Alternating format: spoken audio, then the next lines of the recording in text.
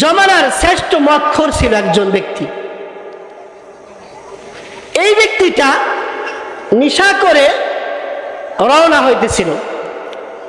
পথের ভিতরে দেখে এক ব্যক্তি,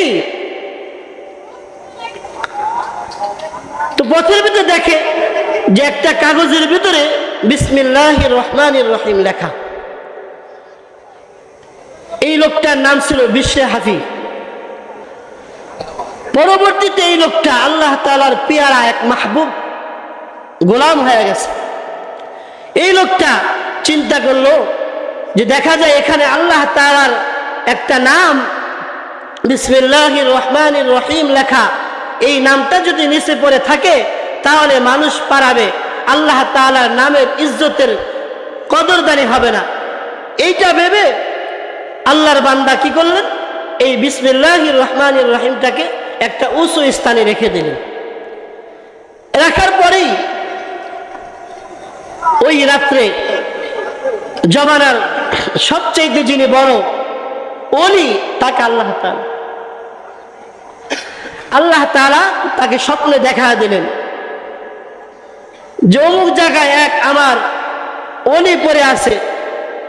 এখন এই নাম যখন খুঁজতে শুরু করলো, এলাকার ভিতরে দেখে এরকম আল্লাহর ওলি কেউ নাই। তো যা দেখে তার বাড়ির ঠিকানায়, তো তার মা বলল বিশ্বে তো বাড়িতে নাই, সে তো বন্ধুদের সাথে মদ পান করার জন্য তার আড্ডায় চলে গেছে। আপনারা কথাটা বুঝবেন যে কোরআনের পাওয়ার কত, কোরআনের সম্মান কত। বিসমিল্লাহির রহমানির রহিম এটা কোরআনের একটা কি অংশ, কোরআনের একটা আয়াত। তো এই বিসমিল্লাহির রহমানির রহিম যখন এই আল্লাহর বান্দা উপরে উঠায় রেখে দিলেন, আর ওই রাত্রেই জমানার সবচেয়ে যিনি বড় বুজুর্গ বড় ওলি তাকে স্বপ্নে দেখানো হলো, যাও তাড়াতাড়ি আমার বন্ধুকে ওখান থেকে নিয়ে আসো। তো বাড়িতে খোঁজা শুরু করলেন, বললেন না, সে তো মর্তের আড্ডায় চলে গেছে। এরে আল্লাহর বান্দা, জমানার সবচেয়ে বড় ওলি বিশরে হাফির বাড়িতে গেলেন, বাড়িতে পাইলেন না। তারপরে মদের আড্ডায় গেলেন, যাওয়ার পরে মানুষগুলো দেখে নেশাগ্রস্ত অবস্থায় পড়ে আছে। ওখান থেকে জিজ্ঞেস করলেন, এরে আল্লাহর গোলাম, বিশ্বে নামে কোনো ব্যক্তি কে এখানে আছে?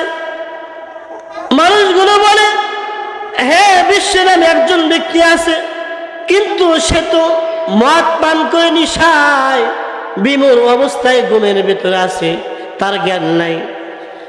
জমানার ওলি তাকে যায় ওখান থেকে বাহির করে আনলেন, আনার পরে তাকে সুস্থ করলেন। সুস্থ করার পরে তাকে বলে, আল্লাহ তাআলা তোমাকে গত রাত্রে ওলি হিসাবে কবুল করে নিয়েছে। লোকটা কেঁদে দিয়ে বলে, আমি তো তেমন কোনো ভালো কাজ করি নাই। লোকটা স্মরণ করে দেখলো শুধুমাত্র আল্লাহ তাআলা কোরআনের হাকিমের একটা মাত্র আয়াত বিসমিল্লাহির রহমানির রহিম, এই নামটা রাস্তায় পড়েছিল, এইটা আমার কাছে বরদাস্ত হয় নাই, আমার কাছে খারাপ লেগেছে, এই কারণে আমি এই নামটাকে উঁচু স্থানে রেখে দিয়েছি। আল্লাহ তাআলা এই বরকতে তাকে আল্লাহ তাআলা মদখোর থেকে ওই জমানার বড় একটা বুজুর্গ রূপে তাকে আল্লাহ তাআলা তৈরি করে দিলেন। আল্লাহ তাআলা তাকে দিনের খাদেম হিসাবে কবুল করলেন। এই জন্য দোস্ত আহবাব বলবো, কোরআনকে যদি দিল প্রাণ দিয়ে মহাব্বত করেন, কোরআনের সাথে যদি গভীর সম্পর্ক তৈরি করেন, আল্লাহ তাআলা নাজাতের জরিয়া করে দিবে, আল্লাহ তাআলা জান্নাতের মেহমান বানায় দুনিয়া থেকে নেবে। কারণ আপনারা জানেন সূরা মুলুক যদি কেউ তেলাওয়াত করে তাহলে আল্লাহ তাআলা তাকে এই সূরা মুলুকের বিনিময়ে তাকে কবরে আযাব মাফ করে দিবে। আপনারা জানেন কোরআনুল হাকিম যারা বেশি বেশি তেলাওয়াত করবে, কোরআন পড়া মানে আল্লাহ তাআলার সাথে কথা বলা, এই জন্য কোরআনুল কারীমের সাথে বেশি বেশি মহাব্বত তৈরি করা, কোরআনুল হাকিমের সাথে মহাব্বত গভীরভাবে তৈরি করা, কোরআনকে বেশি বেশি ভালোবাসা, কোরআন যারা পড়ে তাদেরকে মহাব্বত করা, যারা কোরআন পড়বে তাদেরকে অর্থ দিয়া, তাদেরকে সময় দিয়া, বুদ্ধি দিয়া তাদেরকে যদি মহাব্বত করা হয়, আল্লাহ তাআলা এই ওসিলায় কিয়ামতের ভয়াবহ অবস্থায় আল্লাহ তাআলা মাফ করে দেবে। এই জন্য দোস্ত আহবাব, আমি আপনাদেরকে হাত জোর করে বলবো, এই মাদ্রাসার সাথে কারা কারা কিয়ামত পর্যন্ত এবং কি যতদিন আল্লাহ তাআলা হায়াত দান করে থাকবেন, হাত তুলে একটু আল্লাহকে দেখায় দেন, দুহাত তুলে একটু আল্লাহকে দেখান। থাকবেন তো ইনশাআল্লাহ? মাদ্রাসার সুখে দুঃখে থাকবেন তো? আল্লাহ তাআলা সকলকেই মাদ্রাসার পাশে কোরআনের খিদমতে সকলকে আল্লাহ তাআলা কবুল করেন। এই জন্য দোস্ত আহবাব, আমি একটা হাদিস তেলাওয়াত করেছি, খায়রুকুম মান তাআল্লামাল কুরআন ওয়া আল্লামা।